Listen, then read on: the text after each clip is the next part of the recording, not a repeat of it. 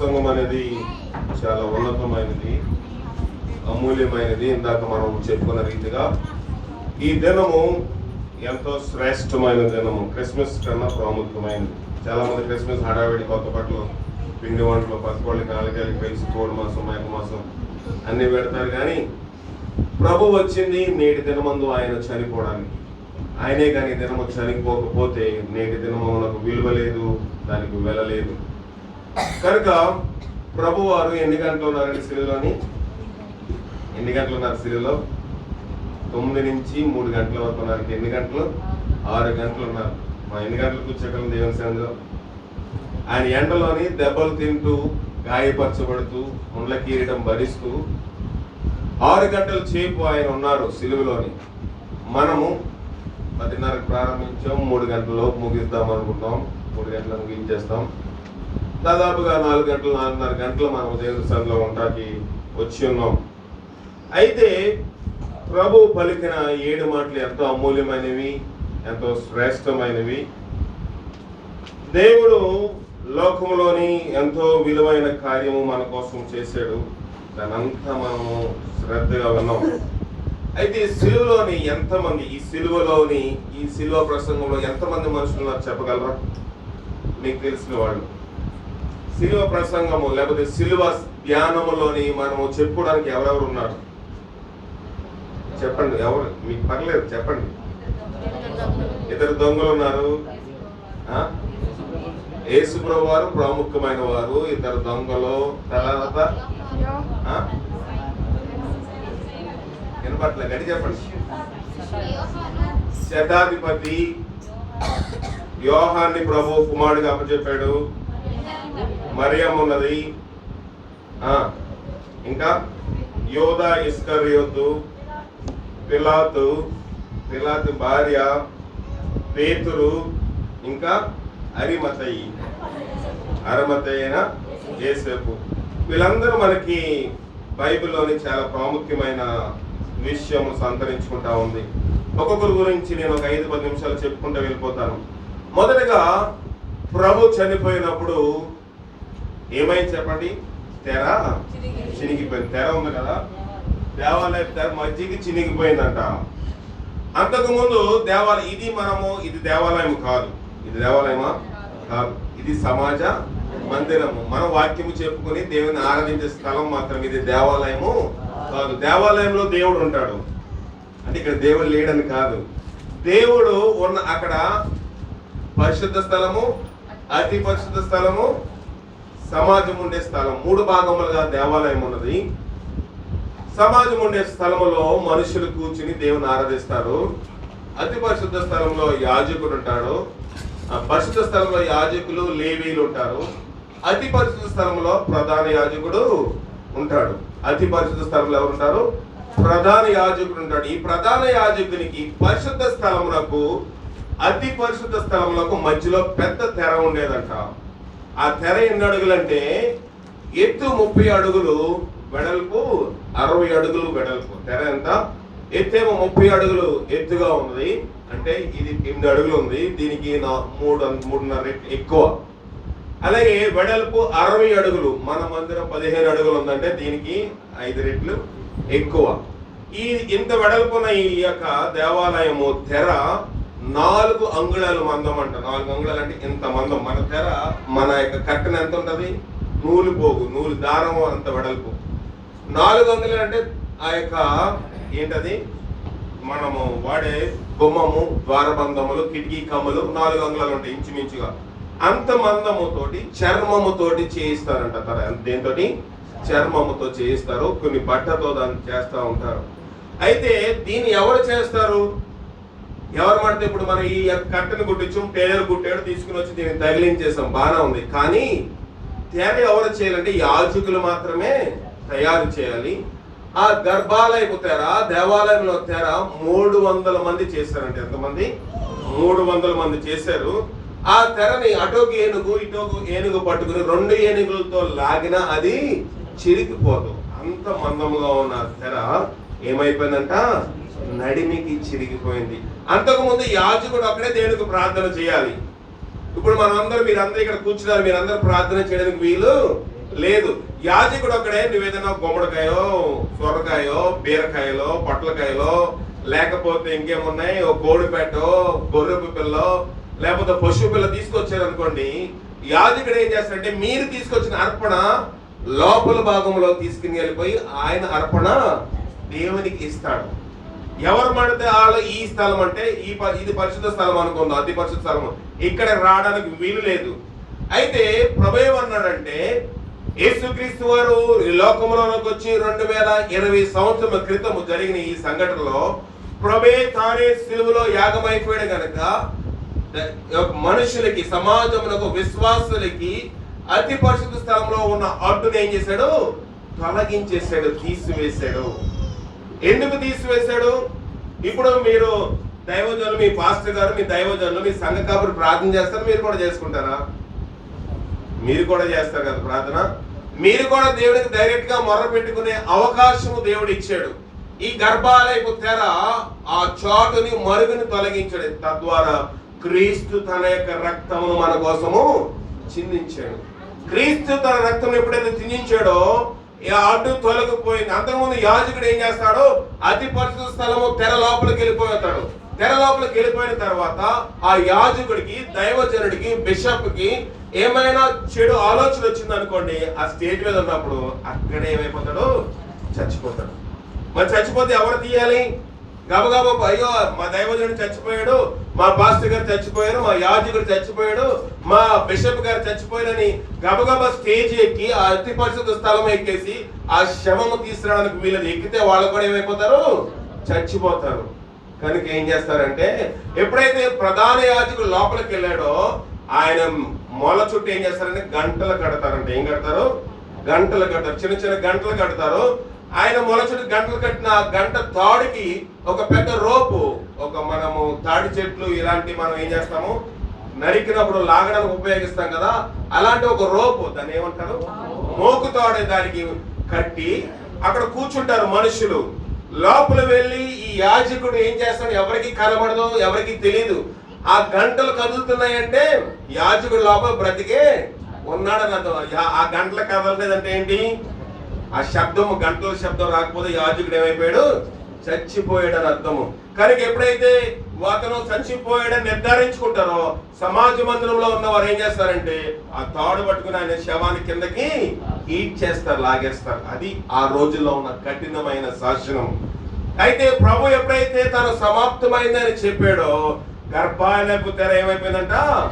నడుమునకు చిరిగిపోయింది. చూడ మత్తయి రాసిన సువార్త 27వ అధ్యాయము 50-51 వచనం చదువుకుందాం. మత్తయి రాసిన సువార్త 27వ అధ్యాయము 50-51 చదవండి.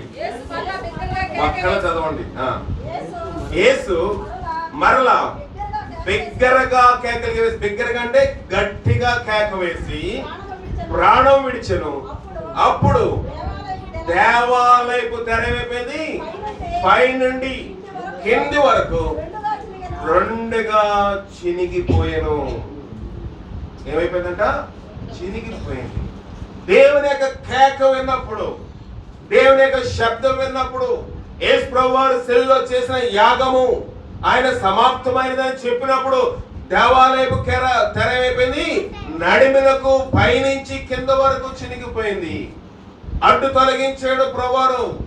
నీవు ప్రార్థన చేసుకోవడానికి, నీవు నేను దేవుని దగ్గర మొరపెట్టడానికి, నీవు నేను అంగలార్చడానికి యేసు ప్రభువారు అడ్డు తొలగించాడు. ఎలా తొలగించాడు? ఏదో కత్తెర తీసుకుని ఆ తెర కట్ చేసేయలేదు, లేకపోతే ఏదో ఒక కటింగ్ మిషన్ తీసుకొచ్చి ఆ తెర కట్ చేయలేదు. రక్తముతోటి కత్తిరించాడు ఆ తెరని. గమనించామో మనం ఎప్పుడైనా? తెర చినగబడిపోయింది. యేసు ప్రభువారు మన కోసం రక్తము చిందించాడు. మన పాపము నిమిత్తమై, మన దోషము నిమిత్తమై, మన అతిక్రమ నిమిత్తమై మనము పాపం ఎడల దప్పికుంటున్నామని, మనకు పాపం ఎడల వాంఛ దాహము కలగకూడదని ఆయన మన విషయం ఏం చేశాడు? దప్పికొన్నాడు. దప్పిక తీర్చాడు. ఆయనకి తీర్చలేదు. ఏం చేశారంట? చేదు చిరకని ఇచ్చాడు. ఆయన దాన్ని ముక్తి దగ్గర వచ్చినప్పుడు, ఆయన దాన్ని టేస్ట్ చేసినప్పుడు దాన్ని ఆయన పుచ్చుకోలేదు. చేదు చిరకు అనగా ఆ యొక్క రోమా సామ్రాజ్యం ప్రజలు ఏం చేస్తారంటే ఈ యొక్క మనుషులు సిలువ వేయబడిన మనుషులు యొక్క నెప్పు తెలియకుండా ఉండాలంటే ఏం చేస్తారు, దాంట్లో కొంత మత్తు మందుని కలిపి, కొంత ఆల్కహాల్ కలిపి, కొంత మత్తు సంబంధించిన మెడిసిన్ కలిపి ఏం చేస్తారు, వారికి ఆ నేరస్తులకు అందజేస్తూ ఉంటారు. దాని వాసన చూసినప్పుడు ప్రభు దాన్ని పుచ్చుకోలేదు. ఆ దాహముతోటి ఆయన చనిపోయాడు. మనం ఇప్పుడు తెర కోసం చూసాము. తర్వాత యోహాను రాసిన సువార్త 19వ అధ్యాయము 19వ వచనం. యోహాను రాసిన సువార్త 19వ అధ్యాయం 19వ వచనం చదవండి. మరియు పిలాతు యూదుల రాజైన నజరేయుడను యేసు ఆయన పైన విలాసము రాయించి సిలువ మీద పెట్టించెను. చూడండి, రోమా ప్రభుత్వం ఏం చేస్తుంది, జాగ్రత్తగా వినండి. రోమా ప్రభుత్వం ఏం చేస్తుందంటే ఎవరైనా నేరము, దేశ నేరమా, రాజద్రోహమా, లేకపోతే దేవదూషణ, ఇలాంటి ఏ దోషము చేసినప్పటికీ వాళ్ళు ఏం చేస్తారు, సిలువ వేస్తారు. సిలువ వేసినప్పుడు అతడు ఏ నేరము చేశాడు అని ఏం చేయాలంట, ఆ సిలువ పైన ఏం చేస్తారు, రాస్తారు. మనకి యేసు ప్రభు బొమ్మలు పటాలు అమ్ముతా ఉంటారు, అట్లా కొనుక్కోకుండా, అవి కేవలం విగ్రహం మాత్రమే. ఆ పటం పైన INRI అని ఉంటది. దాని యొక్క భాష ఏంటంటే, ఆ రోజుల్లో 3 భాషలు ప్రసిద్ధిగా ఉన్నాయి. అప్పుడు ఇంగ్లీష్ లేదు, తెలుగు లేదు, సంస్కృతం లేదు, హిందీ లేదు, లేకపోతే అమెరికన్ ఇంగ్లీష్, ఇవేమి 3 భాషలు ఉండే ప్రపంచంలోని ప్రసిద్ధిగాంచిన భాషలు. లాటిన్ భాష. లాటిన్ భాష అంటే ప్రపంచ వ్యవస్థకి, న్యాయ వ్యవస్థకి వాడేవారు ఆ భాషని. ఏ వ్యవస్థకి? న్యాయంలో. ఇప్పుడు మనం చూడండి, ఏ అప్లికేషన్ నింపాలన్నా ఇంగ్లీష్ లోనే నింపాలి. మనకు రాకపోయినా ఎక్కడో వాలంటీర్నో లేకపోతే ఇంకొకరు పట్టుకుని ఇంగ్లీష్ వచ్చిన వాళ్ళని చూసుకుని మన అప్లికేషన్ అంటాం. అప్లికేషన్ తెలుగులో ఏంటి? దరఖాస్తు. దరఖాస్తు అంటే ఎవరికి అర్థం అవుతుంది. షర్ట్ లూజ్ అయింది అంటాం, కానీ వదులైంది అంటాం. తెలుగు మాట ఏంటి? వదులుగా ఉందంటాం. కానీ ఆ ఇంగ్లీష్ బదులు ఇంగ్లీష్ వారు మనం పరిపాలించడం వల్ల, ఇంగ్లీష్ యొక్క ఇన్ఫ్లుయెన్స్, దాని యొక్క ప్రాబల్యత మన మీద ఉండడం వల్ల మనం ఎక్కువ ఏమడతాము, తెలుగులో మాట్లాడే ఇంగ్లీష్ పదాలే వాడుతూ ఉంటాం. అలాగే ప్రపంచంలో ఆ దినంలో ఏ భాష ఉండేదంటే లాటిన్ అనే భాష ఉండేది. ఇది న్యాయ వ్యవస్థకి చెందిన భాష. న్యాయ వ్యవస్థలో అంటే కోర్టుల్లో కానీ లేకపోతే ఆఫీసుల్లో కానీ ఏదైనా కేసు ఫైల్ చేయాలన్నా పోలీస్ స్టేషన్ లోని లాటిన్ భాషలో రాయాలి. రెండో భాష గ్రీక్ భాష. అది జ్ఞానం. ఎవరైనా సైన్సిస్టులు వాళ్ళు వాడే భాష ఏంటంటే గ్రీక్ భాష వాడేవారు. మూడోది హెబ్రీ భాష. హెబ్రీ భాష అంటే దైవ సంబంధించిన బైబిల్ కానీ ఇతరమైన మత పుస్తకాలు రాయాలంటే హెబ్రీ భాష వాడేవాడు. ఈ 3 భాషలే వాడేవాడు. ఈ 3 భాషలకు సంబంధించిన భాషలోని ఆయన ఏం చేశారంటే INRI. I అంటే ఈసస్, N అంటే నజరేనస్, R అంటే రెక్స్, మళ్ళీ I అంటే ఇరోడియన్ అంటే యేసు నజరేలకు ఏంటంట, యేసు నజరేతు వాడు రాజు అని అక్కడ రాయబడి ఉంది. నజరేయుడైన యేసు యూదులకు రాజు. ఇటు నుంచి చదివినా అదే అర్థం వస్తుంది. ఆ భాషలో చదివితే నజరేయుడైన యేసు యూదులకు రాజు అంటే ఈ మాట అన్నాడు కనుక ఆయన ఏం చేశారు, సిలువ వేశారు. నేను యూదులకు రాజుని, నేను రాజుని అనక నేరము. కానీ అతని పిలాతు ఏం చేశాడు, యూదులకు రాజు అని డైరెక్ట్ గా రాశాడు. అందరూ తర్వాత ప్రధాన యాజకులు, గవర్నర్లు, హీరోలు అందరూ వచ్చి నువ్వేంటయ్యా రాసావు ఇలాగా, అతను నేరము దేవదూషణాన్ని కదా నువ్వు రాయాలంటే నేను రాసిందేదో రాశాను, ఆ రీతిగానే దాన్ని ఉంచండి, దాన్ని చెరపడానికి వీలు లేదు. సిలువలో కూడా ఆయన నేరమును రాయడానికి వీలు లేకుండా పోయింది. నజరేయుడైన యేసు యూదులకు రాజు. ప్రియమైన దేవుని సంగమా, దేవునిని అన్యాయంగా న్యాయ తీర్పు చేయాలని చూశారు కానీ దేవుడు గవర్నర్ ని ఎవరు పిలాతుని వాడుకొని ఏం చేశాడు, నజరేయుడైన యేసు యూదులకు రాజు అని రాశాడు. ఇది మనము రెండోదిగా మొదటి తెర గురించి తెలుసుకున్నాము, సిలువ రాబడిన INRI గురించి తెలుసుకున్నాము. తర్వాత ఇప్పుడు శతాధిపతి గురించి తెలుసుకుందాం. లోకరాసు సువార్త 23వ అధ్యాయం 43-47 వచనము. లోకరాసు సువార్త 23:47 చదవండి. శతాధిపతి జరిగినది చూచి ఈ మనుషుడు నిజముగా నీతిమంతుడై యుండునని చెప్పి దేవుని మహిమపరిచెను. చూడండి, ఏ యొక్క దొంగ అయినా సరే సిలువలో ఎన్ని గంటలు ఉండాలంట? 40 గంటలు ఉండాలంట. ఎన్ని గంటలు ఉండాలి? 40 గంటలు ఉండాలి. మరి యేసు ప్రభువు ఎన్ని గంటలు ఉన్నారు? 6 గంటలు మాత్రమే ఉన్నారు. అయితే ఈ 40 గంటలు ఏం చేస్తుంది? మొదట సిలువేస్తారు. సిలువేసి మేకు కొట్టేసిన తర్వాత వాళ్ళ చేతిలోంచి, తలలో నుంచి, కాళ్ళలో నుంచి, ప్రక్కలోంచి రక్తం కారుతూ ఉండగా వెంటనే ఏ మనిషి కూడా చనిపోడు. 40 గంటలు అనగా దాదాపు 2 రోజులు సిలువలో ఉంటాడు. ఈ సిలువలో ఉండే సమయంలో ఏమవుతా ఉంటదంటే ఆకాశ పక్షులు వస్తాయి, వాళ్ళు పొడుచుకుని పెరుగుకుని ఏం చేస్తా ఉంటాయి? తింటా ఉంటాయి. క్రూర మృగాలు వస్తూ ఉంటాయి. ఎక్కడో కొండల మీద వాళ్ళని సిలువేస్తారు. క్రూర మృగాలు, నక్కలు, తోడేళ్లు, ఎలుగుబంట్లు, సింహాలు వస్తాయి. వాళ్ళు పీక్కుని అండ్ వాళ్ళని గాయపరిచి తింటా ఉంటాయి. ఇలాంటి బాధను అనుభవించి చనిపోవాలి ఆ నేరము చేస్తున్నాడు రోమా ప్రభుత్వం వాడు. అయితే ఇలాగా చేసి తర్వాత వాళ్ళు ఏం చేస్తారంటే అప్పటికి వాళ్ళ ప్రాణం విడవకపోతే ఏం చేస్తారంటే కాళ్ళు విరగొట్టేస్తారు. కాళ్ళు మధ్యకి ఎప్పుడైతే విరిగిపోయాయో ఆ బాధను భరించలేక ఏమైపోతారంట? చనిపోతారు. అయితే ప్రభు విషయం ఏం చేశారంటే కేవలం 6 గంటలు మాత్రమే ఉంచారు. ఎందుకంటే నెక్స్ట్ రోజు ఏ రోజు అండి? యేసుని ఏ రోజు వేశారు? సిలువలోని శుక్రవారం వేశారు. నెక్స్ట్ రోజు, మరుసటి రోజు శనివారం కనుక, విశ్రాంతి దినము కనుక ప్రభుని ఎలాగైనా సిలువను దింపేయాలి అని నిశ్చయించుకుని శతాధిపతి ఏం చేశారంటే ఈ శతాధిపతి చాలా మందికి సిలువేశాడు. ఎందుకంటే అతని యొక్క పని అది, అతని యొక్క అధికారం అది. ఆ దేశంలోని రోమా ప్రభుత్వం వారి యొక్క చట్ట ప్రకారము ఎవరైనా దేశద్రోహము, దైవద్రోహము లేక రాజద్రోహము చేస్తే అతను ఏం చేయాలి? సిలువ వేయబడిన బాధ్యత ఈ శతాధిపతికి అప్పచెప్పేవారు. చాలా మందిని సిలువేశాడు. అయితే అతను చూసిన అద్భుతం ఏంటంటే మధ్యాహ్నం 12 గంటలకి దేశమందంతా ఏమైపోయిందంట?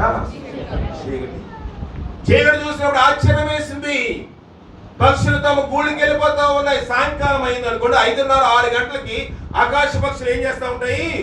గూళ్ళకి వెళ్ళిపోతా ఉంటాయి. వాటి నివాసములకు వెళ్ళిపోతా ఉంటాయి. 12 గంటలకి సూర్యరశ్మి రాకుండా ఆగిపోయింది. ఎందుకు ఆగిపోయింది? ప్రభు తన కుమారుడైన యేసుక్రీస్తు, యెహోవా దేవుడు కుమారుడైన యేసుక్రీస్తు శిలువలో బలియాగం అవుతా ఉంటే ఆయన అది ఏమైపోయాడు? పాపమైపోయిన తన కుమారుణ్ణి చూడలేకపోయాడు. సృష్టిని ఏం చేశాడు? చీకటి చేసేసాడు. పక్షులు అనుకుంటా ఉన్నాయి సాయంత్రం అయిపోయింది, చీకటి అయిపోయిందని. ఏ పక్షి ఆ పక్షి తమ గోళ్లకు నివాస స్థలములకు వెళ్ళిపోతా ఉన్నాయి. ఈ రోమా సైనికుడు చక్రవర్తి దగ్గర ఉన్నవాడు శిలువ ముందు ఏం చేశాడంట? మోకరించాడు. శిలువ ముందు మోకరించాడు. ఏ రోమా సైనికుడు గాని, ఏ రోమా చక్రవర్తి గాని, ఏ రోమా యొక్క రాజు గాని, గవర్నర్ గాని శిలువ ముందు ఎవరో ఏం చేయకూడదు? మోకాళ్ళు వేయకూడదు. కానీ శతాధిపతి ఏం చేశాడు? ఈ నిజముగా దేవుని కుమారుడిని గ్రహించి, దేవుని బిడ్డని గ్రహించి మోకరించాడు. దేశవరంతా అభ్యంతరం తెలిపాడు. నువ్వు ఒక సైనిక హోదాలో ఉన్నావు, నువ్వు శతాధిపతివి, 100 మందికి అధికారిగా ఉన్నావు, ఇలాంటి సిలువలు ఎన్నో వేసావు, ఎప్పుడు మోకరించలేదు. నీవు మోకరించావు కనుక నీవు ఉద్యోగంలో ఉండడానికి వీలు కాదని చెప్పినప్పుడు అతను తన ఉద్యోగం రాజీనామా చేసేసాడు. ప్రభు యొక్క సిలువలో ఎప్పుడైతే చీకటి అయిపోయిందో, దేశం అంధకారంతో నింపబడిపోయిందో, మనం ఈ దినమందు కొంతమంది ఉపాసం ఉన్నారు, కొంతమంది ఉపాసం ఉండకపోవచ్చు. నేను దాని గురించి ఎవరిని కామెంట్ చేయట్లేదు. కానీ పక్షులు గోళ్ళకి వెళ్ళిపోయాయి. సూర్యరశ్మి లేకపోవడం వల్ల చెట్లు మొక్కలు పిండోత్పత్తి చేయలేకపోయాయి. అంటే సూర్యరశ్మి ఉంటేనే గాని ప్రతి చెట్టు ఆకు గాని ప్రతి మొక్క ఆకులో నుంచి పిండోత్పత్తి, అంటే దానికి అందిన నీరు ద్వారా ఆహారము తయారు చేసుకుని ప్రతి చెట్టు ప్రతి మొక్క ఏం చేస్తుంది? ఆహారము తింటారు సూర్యరశ్మి ద్వారా. సూర్యరశ్మి ఆక్సిజన్ ద్వారా ఆహారము అది లోపల సిద్ధం చేసుకుంటుంది. చెట్లు కూడా ఏం చేస్తాయంటే సూర్యుడు ఎప్పుడైతే అస్తమించేశాడో, దేశం చీకటైపోయిందో, చెట్లు కూడా ఏమైపోయాయి? ఉపవాసం ఉన్నాయి.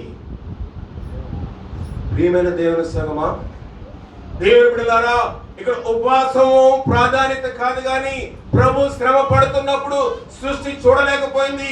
ప్రభు శ్రమ పడుచున్నప్పుడు పక్షుల ఆహారంలోకి వెళ్ళలేకపోయి, ప్రభు శ్రమ పడుచున్నప్పుడు చెట్టులు కూడా ఆహారము తయారు చేసుకోలేని పరిస్థితి ఏర్పడింది. పిండోత్పత్తి అవి చేయలేకపోయేవి. శతాధిపతి శిలువ ముందు ఏం చేశాడు? మోకరించాడు. శతాధిపతి నేరస్తుడు, దేశ ప్రకారము, దేశ చట్ట ప్రకారము, దేశ ఆజ్ఞ ప్రకారము నేరస్తుడు యేసుప్రభువు వారు. ఆయన ముందు ఒక అధికారంలో ఉన్నవాడు మోకరించాడు. ఎప్పుడైనా మోకరించామో దేవుని సందులో? అంటే ఏదో రోడ్డు మీద యేసుప్రభువు బొమ్మ పెట్టుకుని పటం పెట్టుకుని మోకరించమని చెప్పడం లేదు నేను.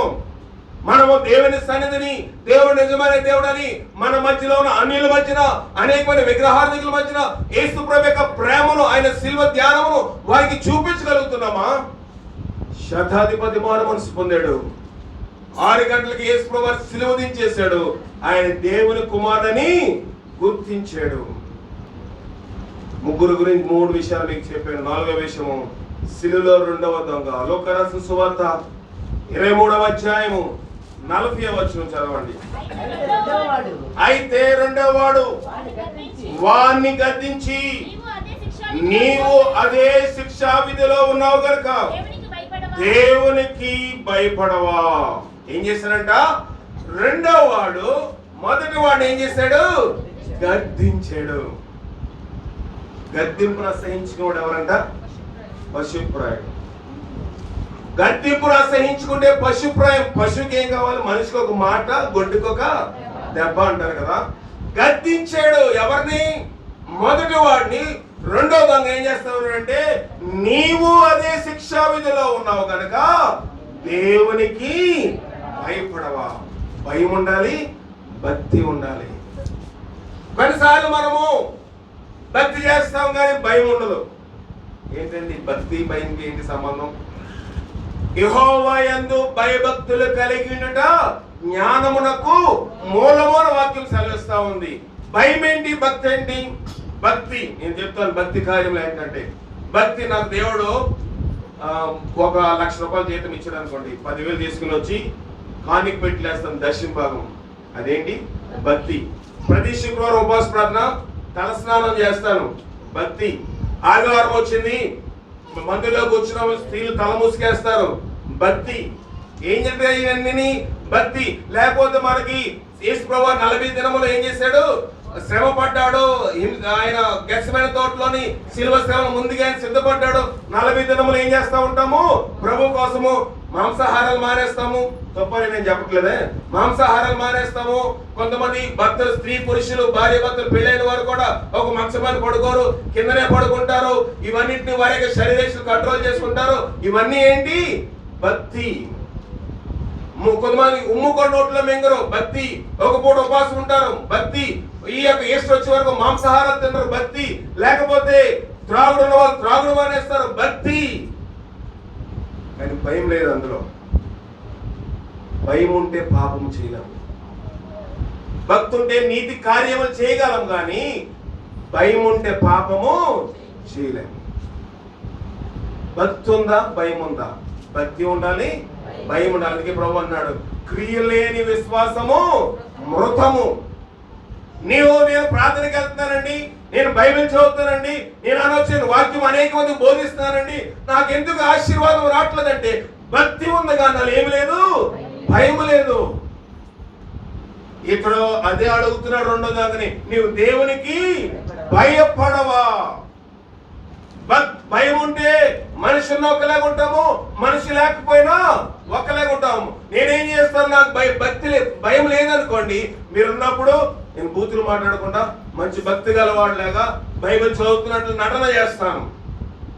మీరు వెళ్ళిపోగానే నా బూతులు మామూలే, నా పాత జీవితం మామూలే, నా మోసం మామూలే, నా అబద్ధాలు మామూలే, నా పాపము అంతా మామూలే.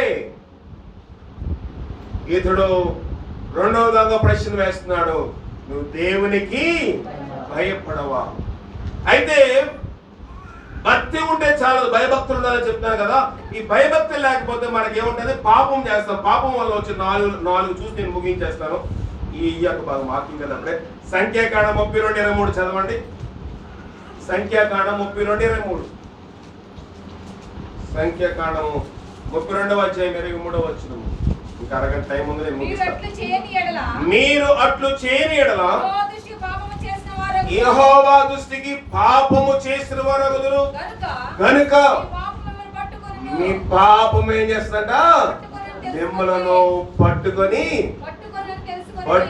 తెలుసుకోండి. మీరు అలాగూ చేయని ఎడల మీ పాపం ఏం చేస్తుంది? విడిచిపెట్టదు. పాపము పట్టుకుంటది, పాపము ఆవరిస్తుంది, పాపము నిన్ను నన్ను కౌగిలించుకుంటది.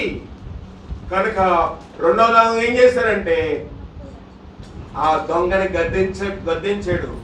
గద్దించకపోతే అతడు కూడా నేరంలో ఏమైపోయి ఉండేవాడు? పాలు పొందుండేవాడు. దొంగ దేవుడు అన్నాడు, నువ్వు దొంగను చూసాడు, ఎవరో దొంగతనం చేస్తున్నాడు, ఆ దొంగను చూసి మనం మౌనంగా ఉంటే మనం కూడా సిగరెట్ కాల్చు. కానీ సిగరెట్ అగ్గిపెట్టి అడిగి తీస్తారు కొంతమంది, అంటే వాళ్ళు కూడా సిగరెట్ కాల్చినట్టే దేవుని దృష్టిలో. అయ్యో నేను సిగరెట్ కాల్చకూడదండి, నువ్వు సిగరెట్ కాల్చట్లేదు, ఎవడో సిగరెట్ తాగుతాడు, అగ్గిపెట్టి కావాలి. పెద్ద అయినండి పాపం, సిగరెట్ తాగకపోతే ఉండలేడు, చుట్ట తాగకపోతే ఉండలేడు. ఎవరినో అడిగి ఏం చేస్తావు? అగ్గిపెట్టి తీసుకొని వచ్చి ఆయన చేతికి అందిస్తావు. అంటే నువ్వు చుట్ట తాగరా బాబు అని మనం ఏం చేస్తావు? అతన్ని ప్రోత్సహిస్తా ఉన్నాం. పాపమని ఏం చేస్తుంది? పట్టుకుంటారు. కొంతమంది గుడి దగ్గర కొబ్బరికాయలు కొట్టరు, కానీ గుడి ముందు ఏం చేస్తారు? కొబ్బరికాయలు అంటే టెంకాయలు షాప్ పెట్టుకుని టెంకాయలు అమ్ముతూ ఉంటారు. మరి అది పాపం కాదా? వాడికి సహకరించినట్లు కాదా? నేను కొట్టనండి, వ్యాపారం అండి కాదు, అది దేవుని దృష్టికి తప్పు. చుట్టలు తాగరు కానీ కొట్లోని షాపులో చుట్టలో బీడీ ప్యాకెట్లు అమ్ముతారు, బొట్లు పెట్టుకోరు కానీ బొట్లు ప్యాకెట్లు స్టిక్కర్లు అమ్ముతూ ఉంటారు. ఈ దేవుని దృష్టికి అపజయము, దేవుని యొక్క శాపం వస్తుందని దేవుని వాక్యం సెలవిస్తూ ఉంది. చాలా మంది మా ఏరియాలో పొగాకు బాగా పండుతుంది, టొబాకో చుట్ట రోల్ బాగా పండుతుంది. ఆ ప్రాంతాల్లోని చాలా మంది వాక్యము తెలుసుకున్న తర్వాత మారుమనసు పొందుత, రక్షణ పొందుత వచ్చి, అయ్యా మేము పొగాకు ఇవ్వకపోతే మాకు లాభం రాదండి, ఆ యొక్క పంటలో మాకు అధిక దిగుబడి వస్తుంది, రాబడి వస్తుంది అని చెప్పేవారు. నాయన చెప్పేవారు, మీరు చుట్ట పొగాకు మాత్రం మీ మళ్ళీలోని మీ చేళ్ళ వేయడానికి వీలు లేదు. నేను ప్రార్థన చేస్తాను, మీరు వేరే పంట ఏదైనా దేవుడు అంతకన్నా దిగుబడిస్తాడు. అలాగే ప్రార్థన చేసి నూనెసి ప్రార్థన చేసినప్పుడు దేవుడు రాబడిచ్చేవాడు. మీకు విషయం తెలుసా? పంది ఉంటుంది కదా, ప్రతి చేలోకి వెళ్తుంది, కానీ పొగాకు మడిని మాత్రము ముట్టుకోదు, దాన్ని అసహించుకుంటుంది. కానీ మానవుడు తృప్తిగా దాన్ని పీలుస్తూ ఉంటాడు కదా. పంది అసహించుకుంటుంది, పంది మనం వెళ్ళిన మలము మూత్రం ముట్టుకుంటుంది, కానీ ఆ చుట్టాన్ని పొగాకుని అది ముట్టుకోదు. కానీ మానవులు దాన్ని ప్రీతిగా దాన్ని ఆస్వాదిస్తూ ఉంటారు. దేవుని వాక్యం సెలవిస్తూ ఉంది, పాపము నిన్ను పట్టుకోను. తర్వాత కీర్తన గ్రంథము 38వ అధ్యాయం 32వ వచనము. 38:32 కీర్తన గ్రంథం 38వ అధ్యాయం 32వ వచనము. ఎంత? 20 క్షమించండి. 38:20 రక్షణకర్తవైన నా ప్రభువా, నా సహాయమునకు త్వరగా రమ్ము. రక్షణకర్తవైన నా ప్రభువా, నా సహాయమునకు త్వరగా రమ్ము అంటా ఉన్నాడు. ఇక్కడ దొంగ అడుగుతున్నది అదే, నేడు నీవు నాతో కూడా. పరదేశ్ అంటే ఏంటి? పరలోకం కాదు. చాలా మంది పరదేశ్ అంటే పరలోకం అనుకుంటారు, కాదు. పరలోకములో మధ్యాకాశంలో ఉండేది పరదైస్. పరలోకము ఓన్లీ యెహోవా దేవుడు మాత్రమే ఉంటాడు. పరదైస్ కి పరలోకానికి చాలా తేడా ఉంది. మధ్యాకాశంలోని పరదైస్ అనేది ఉంటుంది, ఇంగ్లీష్ లో దాన్ని ప్యారడైజ్ అంటారు, పరలోకాన్ని హెవెన్ అంటారు. ప్యారడైజ్ అంటే మధ్యాకాశము, అది యేసు ప్రభు యొక్క సామ్రాజ్యము. అప్పుడు ప్రభు ఏం చేస్తారంటే, ఇప్పుడు ఎవరైతే క్రీస్తుని అంగీకరించి క్రీస్తు రక్తం చేత కడగబడి వారు పాపాలు ఒప్పుకుని పశ్చాత్తాపడతారో వాళ్ళు మధ్యాకాశంలోకి వెళ్తారు. పరలోకి వెళ్ళిపోరు. ఎవరును డైరెక్ట్ గా పరలోకి వెళ్ళడానికి వాళ్ళకి అవకాశం లేదు, మధ్యాకాశంలో ఉంటారు. పాపం చేసి చనిపోయి కూడా నరకానికి వెళ్ళిపోరు. అంధకారము, బిలము అనే ఒక ప్రాంతం ఉంది. నరకానికి పరలోకం మధ్య పెద్ద అగాధం ఉంచబడినది ఉంది కదా, ఆ అగాధములో ఉంటారు పాపం చేసి చనిపోయిన వాళ్ళంతా. మరి ఎప్పుడు వెళ్తారు పరలోకము, ఎప్పుడు వెళ్తారు నరకం అంటే? చనిపోయిన తర్వాత, యేసు ప్రభువు రెండోసారి భూమి మీదకి వచ్చిన తర్వాత, ఆయన 1000 ఏళ్ళు పరిపాలన అయిపోయిన తర్వాత అప్పుడు ఆయన తీసుకెళ్తాడు కదా, అప్పుడు తండ్రి తీరుస్తాడు. గ్రంథాలు అప్పుడు ఇస్తాడు. నువ్వు బూతులు మాట్లాడావా, పాస్టర్ గారు చూడకపోవచ్చు బూతులు మాట్లాడడం, కానీ అప్పుడు దేవుడు నువ్వు సినిమా హాల్లో కూర్చున్నదంతా అందరికీ చూపిస్తాడు. అబ్బాయి, ఈ అమ్మాయి, ఇతను చాలా భక్తిగా నటించాడు, భక్తిగా నడమ చేసింది, ఇదిగో ఏం చేసిన పాపం ఇది, మీరు రహస్యంగా చేసిన దాన్ని దేవుడు అన్నాడు మేడం మిద్దెల మీద నేను మీకు తెలియజేస్తానన్నాడు. బహిరంగం అయిపోతాం. ఇప్పుడు తప్పించుకోవచ్చు మనం. ఇప్పుడు తప్పు చేయలేదండి, అబద్ధం ఆడలేదండి, పాపం చేయలేదండి, సినిమా చూడలేదండి, బూత్ రాలేదండి, బాగానే ఉంటాం. కానీ దేవుడి గ్రంథాలు తెలిసినప్పుడు, ఆయన రాకలో రెండో రాజ్యంలో వచ్చినప్పుడు ప్రతి వాడి యొక్క పాపం చూపించి, ఇదిగో నువ్వు చేసిన పాపంలో శిక్ష ఇది, నువ్వు చేసిన పాపంలో శిక్ష ఇదని దేవుడు ఏం చేస్తాడు, నరకంలో తోస్తాడు. పశ్చాత్తాపడి రక్షణ పొంది మారుమనసు పొందిన వారిని అప్పుడు పరదైసులో ఎక్కడ తీసుకెళ్తాడు, పరలోకంలోనికి తీసుకెళ్తాడు. మూడవదిగా పాపం యొక్క ఫలితం 32వ అధ్యాయం 18వ వచనం. ఇర్మియా రాసిన గ్రంథము 32:18 చదవండి. 32:18. అయినను అరణ్యం చదవండి. 32వ అధ్యాయం 18వ వచనం. తండ్రుల దోషము వారి తరువాత వాని పిల్లల వడిలో వేయవాడవు. ఎన్ని తరాల వరకు ఉంటుందో తండ్రుల దోషము? 4 తరాల దోషము. కృప ఎంతకాలం అంటావు? 1000 ఏళ్ళు కృపకాలము. కానీ నేను పాపం చేస్తే నా పాపం ఎవరికి వస్తుంది? నా కొడుకు మీదకి వస్తుంది. నా కొడుకు తర్వాత నా మనవడు మీదకి వస్తుంది. నా మనవడు తర్వాత నా ముని మనవడు మీదకి వస్తుంది. పాపము యొక్క స్వాస్థ్యము, నేను సంపాదించిన ఆస్తి నా పిల్లలు నా బిడ్డలు ఎలాగ పాల్పొందుతాయి? చనిపోయిన తర్వాత నాకు కారు ఉందా, బైక్ ఉందా, లేకపోతే పొలం ఉందా, ఆస్తి ఉందా, నాకు 6 చర్చలు ఉన్నాయా? ఏం చేస్తారు? నా పిల్లలు వాటిని పంచుకుంటారు. అలాగే నేను చేసిన పాపం కూడా వాళ్ళు ఏం చేసుకోవాలి? పంచుకోవాలి. నన్ను ద్వేషించే వారి విషయంలో 3 లేక 4 తరాల వరకు తండ్రుల దోషమును కుమారుల మీదకి రప్పిస్తాను. అయిపోతుంది. తండ్రుల దోషము కుమారుల మీదకి రప్పిస్తాను. ఆఖరిగా ఇర్మియా రాసిన గ్రంథం 5వ అధ్యాయం 25వ వచనము. ఇర్మియా రాసిన గ్రంథం 5:25. నీ దోషములు ఏంటంట? వాటి క్రమమును తప్పించెను, నీకు మేలు కలుగుటకు కలుగకుండుటకు నీ పాపములే కారణం. నీ వాస్తు కారణం. వాస్తు కిటికీ మారిస్తే మేలు రాదు, గుమ్మం మారిస్తే మేలు రాదు, సూర్యుడి వైపు ఇంటి గుమ్మం ఉంటే మేలు రాదు, ఈశాన్య వైపు బరువు ఉంటే శాపం రాదు. ఏంటంటే కారణము మీ దోషములు, మీ పాపముల కారణము. క్రైస్తవులుగా ఉండి వాస్తు చూస్తున్నామా? క్రీస్తుని ఇంకా సిలువేస్తున్నట్లే, క్రీస్తు ఇంకా ముళ్ళ కిరీటం పెట్టినట్లే, క్రీస్తును ప్రక్కపు టైంలో బళ్ళె పోటు పొడిచినట్లే, నువ్వు మూలరాయి వేసినప్పుడు నవధాన్యాలు వేస్తున్నావా? క్రీస్తును శ్రమ పట్టినట్లే. మీ పాపమే కారణం, మేలు కలుగున్నట్లు, నీ వాస్తు కాదు. ప్రభు చెప్తా ఉన్నాడు. రెండో దొంగని గ్రహించాడు. రెండో దొంగ పరలోకం వెళ్ళకపోవడానికి కారణం ఏంటని గ్రహించి ఆ దొంగని గద్దించి, నీవు కూడా అదే శిక్షా విధిలో ఉన్నావు కనుక నీవు దేవునికి భయపడవా? భయపడ్డాడు కనుక ప్రభుని అడిగాడు, ప్రభా నీ రాజ్యంతో వచ్చినప్పుడు నన్ను జ్ఞాపకం చేసుకో. అప్పుడు జ్ఞాపకం చేసుకున్నప్పుడు లేదు, నేనే నువ్వు నాతో కూడా పరదేశంలో ఉంటావు. అదే రక్షణ దినము, అదే అనుకూల దినము. బాప్తిసం పొందలేదు, ప్రభురాత్రి భోజనం బలలో అతను చేయి పెట్టలేదు. పరలోకంలో ఉన్నాడు, పరదేశంలో ఉన్నాడు, దేవుని యొక్క రాజ్యంలో కుడి పార్శ్వం మంది ఉన్నాడు. వారు మనసు పొందితే, ప్రభురాత్రి బలలో చేయి పెడితే, లేకపోతే నీటిలో ముంచితే పరలోకం వెళ్ళిపోతాం అనుకున్నామేమో. ఈ దోషములు మీకు అడ్డంగా వచ్చే వాక్యం సెలవిస్తా ఉంది. రెండోదంగా చేసిన పరితాపం అది. యేసు వైపు చూశాడు, పరలోక రాజ్యం ఉందని గుర్తించాడు, నన్ను జ్ఞాపకం చేసుకున్నాడు. పరలోక రాజ్యం ఉందని గుర్తించుకున్నాడు, జ్ఞాపకం చేసుకోమన్నాడు. తర్వాత మనం చూడబోయేది యోధా ఇస్కరియోతు గురించి చూద్దాం. మత్తయి రాసిన సువార్త 26వ అధ్యాయము 1, 2, 3 వచనాలు చదవండి. మత్తయి రాసిన సువార్త 27, 1, 2, 3.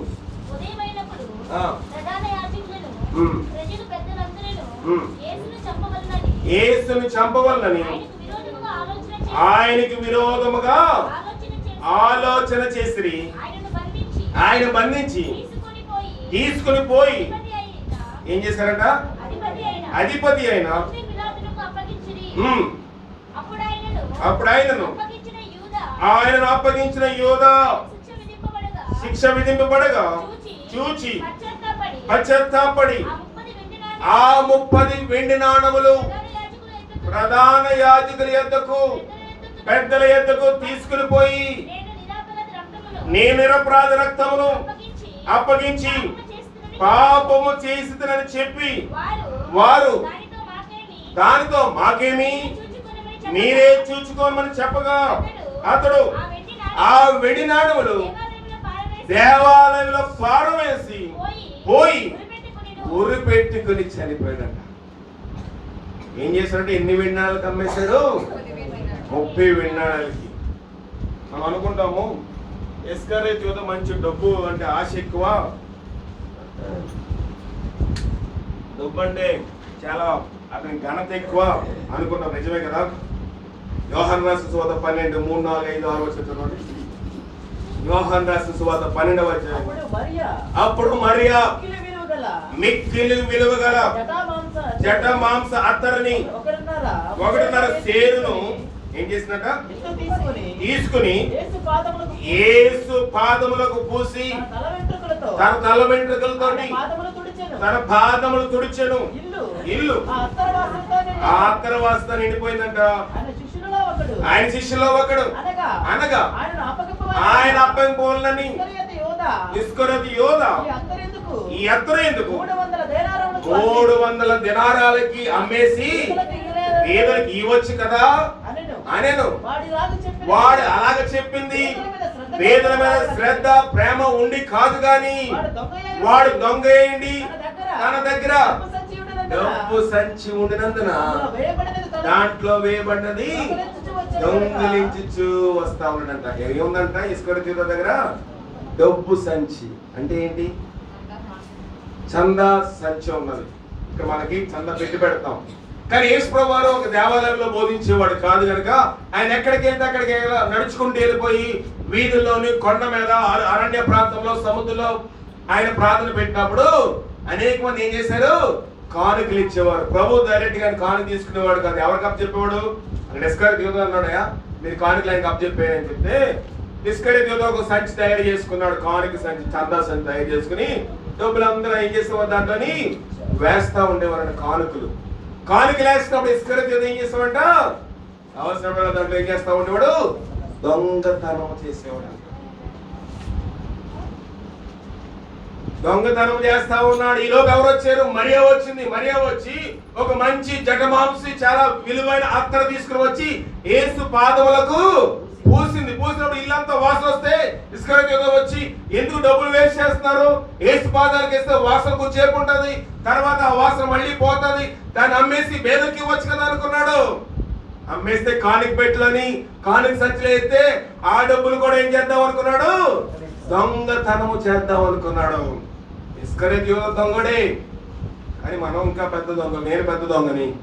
ఎన్నిసార్లు దేవుని యొక్క దశమ భాగం దొంగలించాం? దేవుడు నీకు 100 ధాన్యం బస్తాలు ఇస్తే 10 బస్తాలు దేవునికి ఇచ్చామా? ఇస్కరియోతు దొంగండి, 30 వెండిలకు అమ్మేశాడండి. నిజమే, కానీ మనం దేవుని యొక్క దశమ భాగం ఇవ్వట్లోని దేవుని దగ్గర దొంగలిస్తా ఉన్నాం. ప్రియమైన దేవుని సంగమా, ఈ శిలువ వర్తమానం ద్వారా దేవుడి నన్ను హెచ్చరిస్తా ఉన్నాడు. దేవుని దగ్గరికి ఇవ్వాల్సింది దేవునికి ఇవ్వకుండా నువ్వు దొంగలించేస్తున్నావేమో. మానవులు ఏమందరూ మేము దేంట్లో దొంగలిస్తాం ప్రభా అంటే ప్రభు అన్నాడంట మీరు 10వ భాగము ప్రతిష్టార్పణలో ఇవ్వక నా యొద్ద మీరు దొంగలుతూనే ఉన్నారంట. దొంగ చేస్తున్నాడు, ఏదో ఒక అర్ధరాత్రి దొంగతనం చేస్తాడు. క్రైస్తవ ఎన్నో మలాకి 3వ అధ్యాయము 8వ వచనము 8వ వచనం చదవండి. మలాకి 3:8 చదవండి. మానవుడు దేవుని యొద్ద దొంగలునా అయితే మీరు నా యొద్ద దొంగలితూనే ఉన్నారు. దేని విషయంలో ప్రభా మీ దగ్గర దొంగిలిస్తామని మీరు నాతో అంటారు? 10వ భాగమును ప్రతిష్ఠిత అర్పణలను ఈయక దొంగిలితే ఉన్నారు. 10వ భాగం ఇవ్వట్లేదు, ప్రతిష్ఠార్పణలు ఇవ్వట్లేదు, దొంగిలిస్తా ఉన్నామంట. రూపాయలు వస్తే 10,000 దేవునికి ఇవ్వడం చాలా కష్టమైపోతుంది. కరోనా వచ్చింది, హాస్పిటల్లో జాయిన్ అయ్యి ₹1,00,000 అంటే ఈజీగా డాక్టర్ దగ్గర బిల్లు కట్టేస్తాం. దేవునికి 10,000 ఇవ్వడానికి దేవుడు నీకు ₹1,00,000 ఇచ్చాడే, 10వ భాగం దేవునికి మంటే ఇవ్వగలుగుతున్నావా? దేవుని యొక్క దశమ భాగం దొంగిలిస్తున్నావా? ఇస్కరియోతు యోధ అనుకుంటున్నాం. ఇస్కరియోతు యోధ ఏం చేశారంట? దాన్ని దేవాలయంలో ఇసిరేసాడు. 30 వెండి అణువులు చూశాడు, డబ్బుకి ఆశపడ్డాడు, యేసు వారిని అమ్మి వేశాడు. అమ్మి వేసిన తర్వాత ప్రభుని సిలువ ఎక్కిస్తుంటే చూచాడు, తట్టుకోలేకపోయాడు. ప్రధాన యాజకుల దగ్గరికి, శాస్త్రుల దగ్గరికి, లేవీయుల దగ్గరికి వెళ్ళి, అయ్యా ఈ డబ్బులు నాకు వద్దండి, నేను నిరపరాధి రక్తము డబ్బులండి, నాకు ఏమి లాభము, క్షేమము, ఆశీర్వాదం ఉండదని అని చెప్పినప్పుడు ఆ యాజకులు అన్నారంట, మాతో నీకు ఈ అవసరము లేదు, అయిపోయింది, ఇది అయిపోయింది, డబ్బులు ఇచ్చి తీసుకుని వెళ్ళిపో, నాకు వద్దని చెప్పి ఎక్కడ ఇసిరేసాడు? దేవాలయంలో ఇసిరేసి వెళ్ళి ఊరి పెట్టుకున్నాడు. వాళ్ళు ఏం చేస్తారంట? చదవండి. వాళ్ళు ఏం చేస్తారు? డబ్బుని వాళ్ళు ఏం చేస్తారు? చదవండి. మత్తయి రాసిన 27వ అధ్యాయము 7వ వచనం చదవండి. మత్తయి 27:7. కాబట్టి వారు ఆలోచన చేసి వాటినిచ్చి పరదేశులను పాతి పెట్టుటకు ఏం కొన్నారంట? ఆ కుమ్మరు అయిన ఒక ఆయన ఉంటే పొలం అమ్మేస్తానంటే ఆ పొలం కొన్నారంట. ఎందుకు కొన్నారా? డబ్బులెట్టి. ఎవరైనా సరే ఎవరైనా అడుక్కునే వాళ్ళు పరదేశంలో ఎవరైనా చచ్చిపోతే ఊర్లో వాళ్ళు సమాధి చేసుకోవడానికి సమాధులు దొడ్డి ఇచ్చేవారు కాదంట ఆ రోజుల్లో. వాళ్ళు ఎక్కడో తెలియకుండా ఎక్కడో కాలువలోనో నది వద్దున ఎక్కడో పార్టీ పెట్టేసి పూర్తి చేసి వచ్చేసేవారు ఆ శవాన్ని. వాళ్ళందరూ ఆలోచన చేశారు, మన ఊరు ఎలాగా ఎవరైనా ఊరికాని ఊరిలో వచ్చి ఇక్కడ చచ్చిపోతే, ఈ గ్రామం కాని గ్రామం వాళ్ళు ఇక్కడ ఎవరైనా వలస కూలీగా వచ్చి ఇక్కడ చచ్చిపోతే వాళ్ళు పాతి పెట్టడానికి సమాధులు దొడ్డు లేదు, సమాధులు ప్రాంగణం లేదు, శ్మశానం లేదు అని ఏం చేశారంటే ఆ డబ్బులతోటి శ్మశాన భూమి కొన్నారు. ఇస్కరియోతు సంపాదించింది దేనికి ఉపయోగపడిందండి? పరదేశులు పాతి పెట్టడానికి శ్మశాన భూమి. దేవునికి విరోధంగా ఏం సంపాదించినా అంతే. దేవునికి విరోధంగా పాపం చేసి నువ్వు ఏం సంపాదించినా శ్మశానానికి ఉపయోగపడతావు తప్ప నీకు ఆశీర్వాదం ఉండదు. ప్రభు హెచ్చరిస్తా ఉన్నాడు. దేవునికి విరోధంగా సంపాదిస్తున్నావా? నీ ఆస్తి దేవునికి విరోధంగా ఉందా? నీ అంతస్తు దేవునికి విరోధంగా ఉన్నాయా? హెచ్చరిస్తా ఉన్నాడు. ఈ మధ్యాహ్న కాల సమయంలో ఆయన వేలాడుతూ, ఆయన రక్తము చిందించబడుతూ, ఆయన దేహం నుంచి రక్తము వట కారుతూ హెచ్చరిస్తా ఉన్నాడు ప్రేమతో. ఇస్కరియోతు యోధ హెచ్చరికను గమనించలేకపోయాడు. దేవునితోటే ఉన్నాడు. దేవుని అపోస్తలుల్లో 12 మందిని పేరు పెట్టుకుని పిలిపించుకున్నవాడు. దేవునికి విరోధంగా సంపాదించాడు. పరదేశులను పాతి పెట్టడానికి శ్మశాన భూమికి ఉపయోగపడింది అతను సంపాదించిన డబ్బు. ఇస్కరియోతు యోధ గురించి చూసాము. తర్వాత పేతురు కోసం చూద్దాం. ఇంకా 10 నిమిషాలు ముగించేస్తాను. పేతురు మత్తయి రాసిన సువార్త 26వ అధ్యాయం 69వ వచనం. మత్తయి రాసిన సువార్త చదవండి. వెలుపట ఎక్కడ కూర్చున్నాడంట? ముంగిట కూర్చుని వచ్చి గలిలయుడగు యేసుతో కూడా ఉన్నవాడు కదా అని అందుకతడు నేను ఉండలేదు, నువ్వు చెప్పు సంగతి నాకు తెలియదు బాబు, అందరు ఎదుట అన్నాడు. అతడు నడవలోనికి వెళ్తే మరి ఒక చిన్నది అతను చూచి వీడు నజరేయుడగు యేసుతో ఉన్నవాడే అక్కడ వారితో చెప్పగా ఒట్టు పెట్టుకుని నేను ఉండలేదు, ఆ మనిషినే నాకు తెలియదు. మరలా చెప్పాను. కొంతసేపు అయిన తర్వాత అక్కడ నిలిచి ఉన్నవారు ఏం చేశారట? పేతురు నొద్దకు వచ్చి నిజమే నీవు వారిలోని ఒకడవే, నీ పలుకు నువ్వు మాట్లాడే పద్ధతి, నువ్వు మాట్లాడే తీరు బట్టి అర్థమైపోతుంది నువ్వు వేసుకుంటూ ఉన్నవాడు అంటే అతనితో చెప్పినప్పుడు అందుకతడు ఆ మనిషి నేను ఎరగనని చెప్పాను, చెప్పించుకుంటకు ఒట్టు పెట్టుకుంటకు మొదలు పెట్టాడు. ఎన్నిసార్లు మొక్కాడండి పేతురు? 3 సార్లు. ఇదంతా అయిపోయిన తర్వాత కోడి ఏం చేసినట్ట? కోడి.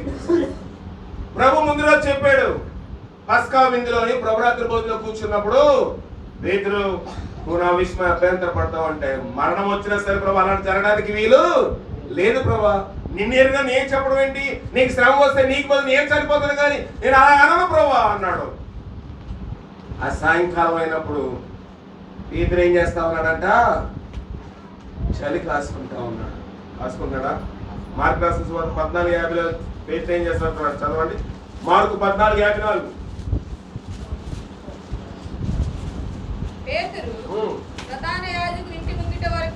ప్రధాన యాజకుని ఇంటి ముంగిట వరకు దూరము నుండి ఆయన వెంట పోయి బంట్రోతుతో కూర్చుండి మంటి అంత చలి. మనకి ఇప్పుడు ఎండాకాలం కానీ ఆ ప్రాంతంలో ఇప్పుడు ఏ కాలము? చలికాలం, వేసవకాలం కాదు, అక్కడ చలికాలము. కానీ యేసు వారు గెత్సెమనే తోటలోని, ఒలీవల తోటలోని ప్రార్థన చేసినప్పుడు ఆయన ఏమైందంటే రక్తము ఎలాగొచ్చిందంట? రక్తం ఎలాగుందంట? చెమట బిందువులాగా వచ్చింది. హైపర్ టెన్షన్కి లోనయ్యాడు ప్రభువారు. ఎక్కువ లోపల ఒత్తిడి, వేడి ఎక్కువైపోయింది. బాడీలో ఉండవలసిన ఉష్ణోగ్రత, టెంపరేచర్ జ్వరం కన్నా ఎక్కువ జ్వరం వచ్చింది. చూడండి, పాలు పొయ్యి మీద పెట్టి కొంచెంసేపు మరిగిన తర్వాత ఏమైపోతాయి? పాలు పొంగుతూ ఉంటాయి. అంటే ఉండవలసిన వేడి కన్నా ఎక్కువ ఉంటే పాలు ఏమవుతాయి? పొంగిపోతాయి. అలాగే కుక్కర్ ఉండదు మన ఇంట్లో వండుకునే వంట వండుకునే కుక్కరు. కొంత సమయం అయిన తర్వాత ఏమొస్తుంది? అందులోంచి విజిల్ వస్తూ ఉంటుంది. అంటే ఉండవలసిన ప్రెషర్, ఉండవలసిన ఆవిరి కన్నా ఎక్కువ ఉన్నప్పుడు విజిల్ వస్తూ ఉంటుంది. ఒత్తిడికి లోనైనప్పుడు, వేడికి లోనైనప్పుడు రక్తము చెమట బిందువులోంచి ఏమొచ్చిందంట? రక్తం వచ్చింది. నీరు చెమట బిందువులో వచ్చి ప్రభు ఇలా తుడుచుకున్నాడు. తుడుచుకుంటే జిడ్డుగా తగులుతుంది. ఏంటని చూస్తే రక్తము. అంత ఒత్తిడికి లోనేడు ప్రభువారు. లక్షవారం మందు, బేస్తవారం మందు, గురువారం మందు ఆయన అంత ఒత్తిడికి లోనయ్యాడు. లోనైనప్పుడు మనకి మామూలుగానే ఎక్కువ చెమట పట్టింది అనుకోండి, బాగా ఖర్చు పెట్టి తుడుస్తూ ఉంటే సాయంకాలం ఏమవుతుంది చెప్పండి? మండిపోతా ఉంటారు కదా. మనకు తెలియకుండా పై చర్మము లోని పైన ఒక పొర ఊడిపోతా ఉంటుంది. మంట వచ్చేస్తే సాయంకాలము ఇప్పుడు బాగా చెమట పడుతుంది. నేను అత్తమాడికి మొక్క తుడుస్తున్నాను అనుకోండి, సాయంకాలం అయ్యేటప్పుడు ముఖమంతా మంటకు లోనవుతూ ఉంటుంది. ప్రతి ఒక్కరి ముద్దు ఎలాగుంటది? తీగా ఉంటది కదా. ముద్దు పెట్టినప్పుడు తీగా ఉంటది. ముద్దు తీపి గుర్తుకు జ్ఞాపకంగా ఉంటది. కానీ ప్రభువైన యేసు ఆయన శ్రమ పొందక ముందు గెత్సెమనే తోట ఆయన ప్రార్థన చేస్తున్నప్పుడు, ఆయన ఒత్తిడికి వేడికి లోనైనప్పుడు, చెమట వచ్చినప్పుడు, అదే సమయంలో ఎవరు వచ్చారు? ఇస్కరేతు యూదా వచ్చి ముద్దు పెట్టుకున్నాడు. మంట, భరించలేని బాధ ముద్దులోని. ఒక పక్కన మానసికమైన బాధ, నన్ను నమ్మిన వాడే నన్ను ఏం చేస్తున్నాడు? అమ్మివేసి, ద్రోహం చేసి అమ్మివేస్తున్నాడు ఒక బాధ. రెండోదిగా ఒత్తిడికి లోనే రక్తము చెమట వస్తుంటే ఆ మంటతో పాటుగా ఈయన ముద్దు పెట్టినప్పుడు ఇంకా మంటగా ఉందంట. అలాంటి వేదన పడ్డాడు. పేతురు కూడా అదే చేస్తా ఉన్నాడు. పేతురు కూడా ఎరుగల ప్రభువా, ఇస్కరియోతు యూదా 30 గుండాలకి ప్రభు నమ్మేస్తే పేతురు బొంకి అబద్ధమాడి ప్రభుని ఏం చేశాడు? అమ్మి వేశాడు. ఇద్దరు అమ్మి వేశాడు. పేతురు ఆ రీతిగా నమ్మి వేశాడు, ఇస్కరియోతు కూడా ఆ రీతిగా నమ్మి వేశాడు. కానీ పేతురు తర్వాత ఏం చేశాడు? పశ్చాత్తాపడ్డాడు. ప్రభు బాధలు పడి ఏడ్చాడు. ప్రభా, నేను చేసిన తప్పే, నేను చేసిన దోషమే, నువ్వు ఎరిగినని 3 సార్లు బొంకేదు ప్రభా. ఎన్నిసార్లు మనం చేస్తున్నాం? ఎన్నిసార్లు దేవుని మహిమపరచవలసిన మనము అన్యుల్లో కలిసిపోతా ఉన్నాము. బొట్టు ఎట్టుకుని వెళ్ళకపోతే ఫంక్షన్లకి మనం క్రైస్తవులు అనుకుంటారేమో అని బొట్టు పెట్టుకుని వెళ్ళిపోతా ఉన్నాం మనం ఫంక్షన్స్ కి. క్రీస్తుని నమ్మేసినట్టు కదా. క్రీస్తుని మహిమపరుస్తా ఉన్నావా? ఈమె బొట్టు లేదేంటి, ఇతను బొట్టు లేదేంటి అంటే, ఇదిగో ఈమె దేవుని నమ్ముకుంది, ఈమె క్రీస్తు ఎరిగిన స్త్రీ అని గుర్తుగా ఉండవలసిన నీవు ఫంక్షన్లకు వెళ్ళినప్పుడు, పెద్ద కార్యాలకు వెళ్ళినప్పుడు, బంధువులకు వెళ్ళినప్పుడు బొట్టు పెట్టుకుని వెళ్ళిపోతావా? క్రీస్తు నమ్మేసినట్లే. ప్రియమైన దేవుని సంగమా, పేతురు ఏదో బొంకెడు అనుకున్నాము, లేకపోతే ఇస్కరియోతు ఏదో దొంగతనం చేశాడు అనుకున్నాము. మన జీవితంలో ఎన్నిసార్లు నమ్మేస్తాం దేవుని? ఎన్నిసార్లు ప్రభుని మహిమపరచకుండా ఇష్టానుసారంగా మనం జీవిస్తా ఉన్నాము. ఇక్కడ దేవుడు నిన్ను నన్ను హెచ్చరిస్తా ఉన్నాడు, నిన్ను నన్ను కనపరుస్తా ఉన్నాడు. నిన్ను నన్ను దేవుడు ప్రేమతో ఈ మధ్యాహ్న కాల సమయంలో శిలువలో వేలాడుతూ ప్రేమతో నిన్ను పిలుస్తా ఉన్నాడు. ఇస్కరియోతు జీవితము, పేతురు జీవితం మన ముందు పెడతా ఉన్నాడు. అరిమత్తయి గురించి చూద్దాం. లోకా రాసిన సువార్త 23వ అధ్యాయం 50వ వచనం చదవండి. లోకా 23:50. లోక 23 చదవండి. అరిమతయి అని యూదుల పట్టణపు సభ్యుడైన యేసేపు అను ఒకడు ఉండెను. అతడు సజ్జనుడును నీతిమంతుడనై ఉండి వారి ఆలోచనలకును వారు చేసిన పనికిని సమ్మతింపక దేవుని రాజ్యం కోసము కనిపెట్టుకుండిన వాడు వారు చేసిన ఆలోచనలకును వారు చేసిన కార్యములకు ఏం చేశారంట? సమ్మతించలేదు. దేవుని రాజ్యం కోసం కనిపెడుతున్నాడంటే ఎవరు? అరిమతయను యేసేపు. అతడు ఏం చేశాడు? చదవండి. ఇంకేం చేశాడు? అతడు పిలాతు వద్దకు వెళ్ళి యేసు దేహమును తనకిమ్మని అడగగా దానిని కిందకు దించి సన్నపు నారబట్టతోటి చుట్టి తొలచిన రాతి సమాధిలోని ఉంచెను. అందులోని ఎవడను అంతకుముందు ఎన్నడను ఉంచబడలేదు. సరిపోతుంది. ఏం చేశాడంటే ఇతను పిలాతు దగ్గరికి వెళ్ళాడు. దేశమంతా ఒకటే కోడేకి వస్తుంది. దేశమంతా ఒకటే గొడవ, ఒకటే గోల, ఒకటే శబ్దము, ఒకటే నినాదము. ఏంటంటే వాళ్ళు పండగ దినమందు ఒక నియమం ఉంది.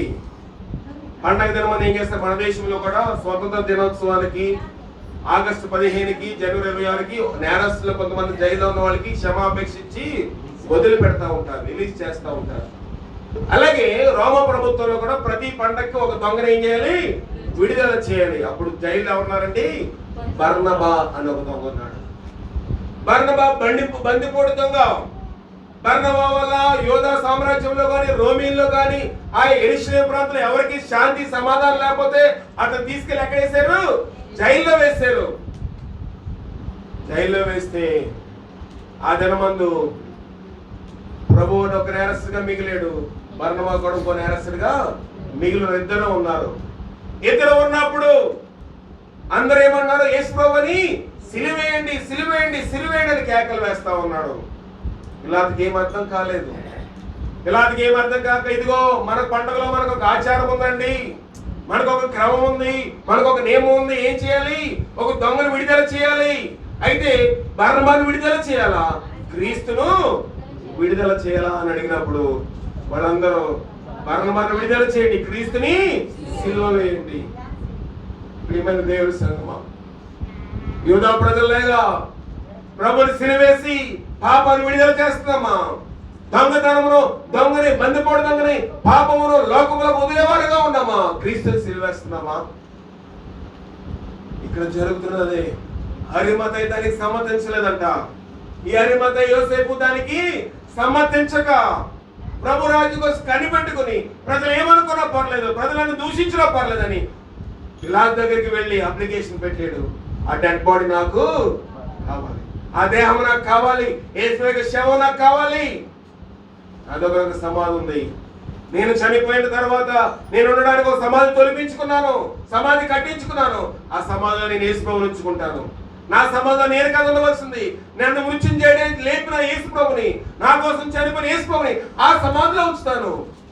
నన్ను ఆత్మీయంగా ఆయన బ్రతికించాడని పిలాతుకి ఒక విన్నపం చేసుకున్నాడు, అప్లికేషన్ పెట్టాడు.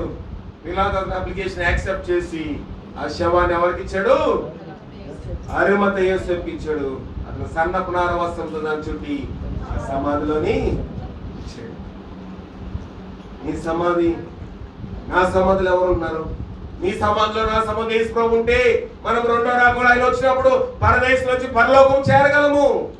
పరలోకం చేరాలంటే మన సమాధిలో మనం ఉండడం కాదు, మన దేహం ఉంటే ప్రాబ్లం లేదు.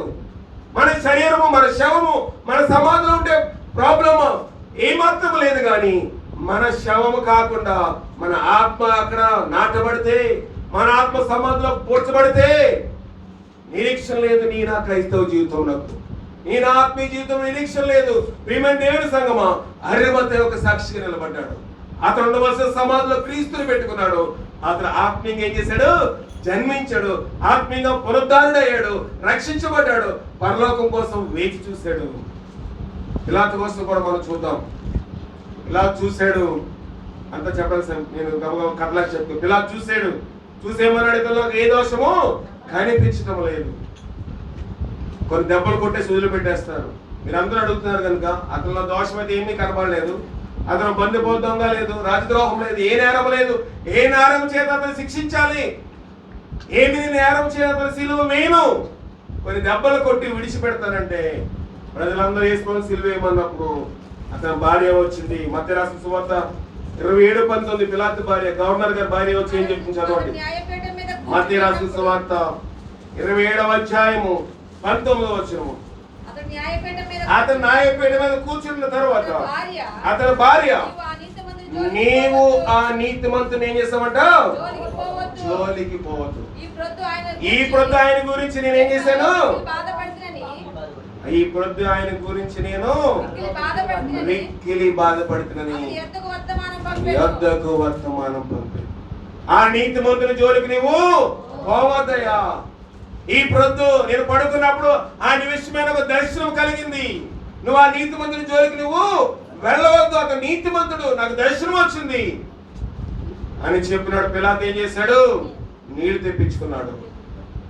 తెప్పించుకుని ఈ రక్తము మాకు వద్దని ఏం చేశాడు, చేతులు కడిగేసుకున్నాడు. నేను ఈ దోషము ఈ యొక్క ట్రీట్మెంట్, ఈ యొక్క ఏంటది తీర్పు చెప్తున్నాను, ఈ జడ్జిమెంట్ ఇస్తున్నాను, కానీ నా స్వంత ఉద్దేశంతో నేను జడ్జిమెంట్ చేయటం లేదు, నా మనస్ఫూర్తిగా జడ్జిమెంట్ చేయటం లేదు. ప్రజలు సపోర్ట్ చేస్తున్నారు కనుక, ప్రజలు కేకలు వేసి నినాదము చేసి స్లోగన్స్ చేసి అరుస్తున్నారు కనుక క్రీస్తుని సిలువేయడానికి అప్పచెప్తున్నారు. కానీ ఈ దోషం మా మీద ఉండకూడదని చేతులు కడుక్కున్నాడు. ప్రజలందరూ ఏమన్నారు, మా మీద ఉండనివ్వండి, మా మీద మా పిల్లల మీద దోషం ఉంటే పర్వాలేదు, కానీ మాకు యేసు మాత్రము వద్దు. పుణ్యకరిస్తున్నావా యోధా ప్రభుత్వం లేక రోమా ఉన్న పట్టణస్తులేక యేసు వారి ప్రాణ దోషం మన మీద ఉంటుందా, మనం గ్రహించుకోవాలి మన యొక్క ఇది ఎలాగుంది. అక్కడిగా మత్తయి యోహాను రాసిన సువార్త 19వ అధ్యాయం 27వ వచనం, 2 నిమిషాలు ముగించేస్తాను. యోహాను రాసిన సువార్త 19:23-24. సైనికులు ఒక్కొక్క సైనికుడికి ఒక్కొక్క భాగం వచ్చినట్లు.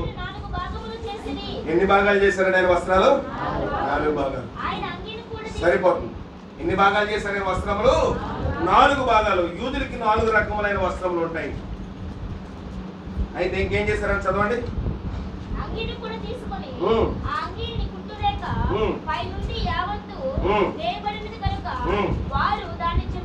వారి దానిని చింపక అది ఎవరికి వచ్చును వారి దాని కోసము చీట్లు వేదురని ఒకరితో ఒకరు చెప్పులు. అంగి ఏముంటుందంటే అక్కడ అంగి గురించి మళ్ళీ చదవండి. ఆయన అంగీని కూడా తీసుకుని ఆ అంగి వారి దానిని చింపక అది ఎవరికి వచ్చిన దాని కోసం చీట్లు వేయమని ఒకరితో ఒకరు చెప్పుకొని. అంగీకి ఏం లేదంట, ఒక్క కుట్టు కూడా లేదంట. దాన్ని ఏం చేయాలి, మరి కుట్టు లేకపోతే అల్లాలి. ఎవరు అల్లుతారు? ఆ యొక్క అంగిని తల్లి అల్లుతుంది. ఎవరు అల్లుతారు? ఆ అంగిని తల్లి అల్లాలి. యూదా సాంప్రదాయ ప్రకారము ప్రతి ఒక్క యూదుడికి తలపాదు ఉంటుంది, నడికట్టు బెల్ట్ ఉంటుంది, చెప్పులు ఉంటాయి, పై వస్త్రం ఉంటుంది. లో వస్త్రము అంగి ఎవరు చేయాలంటే తల్లి చేయాలి. ఇది చాలా దుఃఖకరమైన విషయం. ఆ యొక్క తల్లి, ప్రతి ఒక్క తల్లి ఏం చేయాలంటే తన కుమారుడు కోసం అంగిని ఏం చేయాలి, కుట్టించకూడదు, కానీ దాన్ని ఏం చేయాలంట తన చేతితో నేయాలి. ఆ వస్త్రం కోసం ఏం చేస్తా ఉన్నారు, ఇప్పుడు చింపకూడదు కనుక ఎవరో ఒకరికే చెందాలి అని చెప్పి చీట్లు వేస్తా ఉన్నారు. యేసు ప్రభు తల్లి మరియ దూరమై చూస్తా ఉంది. యేసు ప్రభు శిలువమై చూస్తా ఉన్నాడు. నా తల్లి తన స్వచేతులతోటి నేసిన అంగి ఎవరి చేతికి వెళ్ళిపోతా ఉంది. నా అంగి వెళ్ళిపోతుంది, కానీ ఈ ప్రజల విషయమై నేను ఏం చేస్తా ఉన్నాను, తీవ్రమైన ఒత్తిడికి లోనవుతా ఉన్నాడు. తల్లి వేసిన వస్త్రము చింపబడుతుందేమో అనుకుని చాలా ప్రభు ఒత్తిడికి లోనయ్యాడు. వస్త్రం యొక్క విలువ నీ రక్షణ వస్త్రము, నీ రక్షణ, నా రక్షణ వస్త్రమునకు కుట్టి వేయబడ్డానికి వీలు లేదు. అది అల్లబడాలి. దానికి డాగు వేయడానికి వీలేదు. ఏ మనుషుడును పాత బట్టకి కొత్త మాస్క వేడు వేసిన ఎడలా చినిగైపోతుందంట, పెద్దదైపోతుందంట. రక్షణకి మాస్కులు పనిచేయవు. ఇక సిమెంట్ ఊడిపోతే మేస్త్రిని తీసుకొచ్చి మాస్క్ ఏమంటే దాన్ని పూడ్చుతాడు. కానీ రక్షణకి మాస్కులు పనిచేయవు. రక్షణకి ప్యాచ్ వర్క్ పనిచేయదు. రక్షణకి రిపేర్ వర్క్ పనిచేయదు. అది ఏమై ఉండాలి? అల్లబడాలి, కుట్టబడడం కాదు. ప్రియమైన దేవుని సంగమా, నీ వస్త్రము, నీ రక్షణ వస్త్రము, నా రక్షణ వస్త్రము ఏ రీతిగా ఉన్నది మనం గ్రహించుకుంటామా? ఆఖరిగా ఉపమానం చెప్తా ఉంటాం. ఒక ప్రాంతంలో ఒక తండ్రి, ఒక కుమార్తె మిట్ట మధ్యాహ్నము ఒక జట్కా బండిలో వెళ్తా ఉన్నారు. జట్కా బండిలో వెళ్తా ఉంటే ఆ కుమార్తెకి తండ్రి ఏం చేశారంటే మంచిగా నగలు, చెవులకి దిద్దులు, చేతులు గాజులు వేసి బంగారు నగలతో వెళ్తా ఉన్నాడు. అక్కడ దారి మధ్యలోని, అది అరణ్య ప్రాంతము, వాగులుండే ప్రాంతము, ఊగులుండే ప్రాంతము, వెళ్తా ఉంటే మధ్యలోని బందిపోటు దొంగలు, దారిపోటు దొంగలు వాళ్ళిద్దరిని చూశారు. చూసి ఏం చేశారంటే ఆ అమ్మాయికి, ఆ కుమార్తెకి చేతులు కాళ్ళు కట్టేశారు. నోట్లోనే ఏం చేశారు? గుడ్డలు బాగా కుక్కేసి చెవికి, చేతులకి ఉన్న బంగారం అంతా దోసేసుకున్నారు. తర్వాత ఏం చేశారంటే ఆ బిడ్డని, క్షమించండి, ఆ కుమార్తెని అక్కడ కట్టేసేసి ఎక్కడ పెట్టేశారు? కుమార్తెని ఏం చేశారంటే ఆ ఊబులో వేసేసారు. తండ్రిని ఏం చేశారంటే అరవకుండా, ఏమి చేయకుండా నోట్లో గుడ్లో కుక్కేసి చేతులకి కాళ్ళకి దారంతో ఆ టవల్తో గట్టి కట్టేశారు. గట్టి కట్టేసిన తర్వాత కుమార్తె ఏమైపోతుంది? ఆ ఊబులోని దిగబడిపోతా ఉంది. ఈ ఊబది లోతు, ఊబులోకి లోపలికి వెళ్ళిపోతే చనిపోతారు. ఊబులు తెలుసు కదా, పెద్ద పెద్ద వాగుల్లోను, సముద్రంలోను, లేకపోతే పెద్ద పెద్ద ఇంట్లోని బావుల్లోను, లేకపోతే పెద్ద పెద్ద రివర్లో ఉంటాయి, నదుల్లో ఉంటాయి. అక్కడికి మనకి లోతున్నట్టు తెలియదు, గబుకు దిగమా లోపలికి వెళ్ళిపోతాం, శవం కూడా దొరకదు. అలాంటి ప్రాంతంలో ఏం చేశారు? ఆ కుమార్తె వదిలేసి విసిరేశారు. జక్కవాడిని వెళ్ళిపోమన్నారు, కొట్టేశారు. అతను వెళ్ళిపోయాడు. బంగారం అంతా దోచుకున్నారు. తండ్రిని మాత్రం కాళ్ళు చేతులు కట్టి ఏం చేశారు? కట్టి మీద పడేసి వెళ్ళిపోయారు. తండ్రి అరుస్తున్నాడు, ఎవరు రావట్లేదు. కొంత సమయానికి, కొంత టైంకి అదృష్టవశాత్తు కాళ్ళు చేతులు కొన్న అన్ని ఆ కట్టిన దారాలన్నీ ఊడిపోయి పరిగెత్తుకుని చూస్తా ఉన్నా, కూతురు ఎక్కడుంది? ఆ ఊపిలో దిగబడిపోతా ఉంది. నాన్న అరుస్తా ఉంది, నా తండ్రి అరుస్తా ఉంది. తండ్రి పరిగెత్తి చూస్తా ఉంటే కూతురు దిగబడిపోతా ఉంది. గబగబా వెళ్ళాడు, కూతురు పట్టుకున్నాడు. కూతురు రెండు చేతులు ఏం చేశాడు? ఇలా పట్టుకుని పైకెత్తుతా ఉన్నాడు. ఇప్పుడు ఎవరు దిగిపోతారు? ఊళ్ళోకి తండ్రి దిగిపోతాం. వాళ్ళు దిగిపోయి, నడుము దిగిపోయింది, భుజాల వరకు వచ్చేసింది, టేక వరకు వచ్చేసింది. అరుస్తా ఉన్నాడు, మూతి వరకు వచ్చేసింది. అరవడానికి కూడా వీల్లేదు. ఈ పాప పైన చేతుల్లో ఉండి అరుస్తా ఉంది. ఈ లోపల దారిపోని ఎవరు చూశారు. చూసి ఒక తువాలు వేశారు, ఆ కుమార్తెకి అందించారు. తీసుకుని బయటికి లాక్కొచ్చేసారు. కుమార్తె బయటకు వచ్చేసింది. నా తండ్రి ఏడి అని అడుస్తా ఉంది. నా తండ్రి ఏడి, నన్ను రక్షించిన తండ్రి ఏడి? ఏమైపోయాడు? ఊబులో దిగజారిపోయాడు. ఎందుకోసము? అతను బ్రతకడానిక? ఆమె కుమార్తెను బ్రతికించడం కోసం. ప్రేమైన దేవుని సంగమా, ప్రేమైన దేవుని బిడ్డలారా, నిన్ను నన్ను బ్రతికించడం కోసము చికటగల దొంగ అనే సిలువలోని ఆయన వెళ్ళిపోయాడు. ఆయన కనబడటం లేదు, కానీ ఆయన నీ కోసం, నా కోసం చిందించిన ప్రాణం ఇంకా కనబడతా ఉంది. నిర్లక్ష్యం చేద్దాం ఆయన రక్షణ. అయితే ఆయన వెళ్ళిపోయాడు. ఆయన మన మధ్య లేడు. ఆయన ప్రాణత్యాగం మన మధ్య సాక్ష్యం కలుగుతాం. నేను దిగడగల దొంగ అని పాతాళం వెళ్లకుండా రక్షించడం కోసం ఆయన చనిపోయాడు. ఆ రక్షణ మనకు కలిగి పరిశుద్ధాత్మ శక్తి సహాయం చేసుకోవాలి. ప్రార్థన చేసుకుంటూ 2 నిమిషాలు ప్రార్థన చేయండి.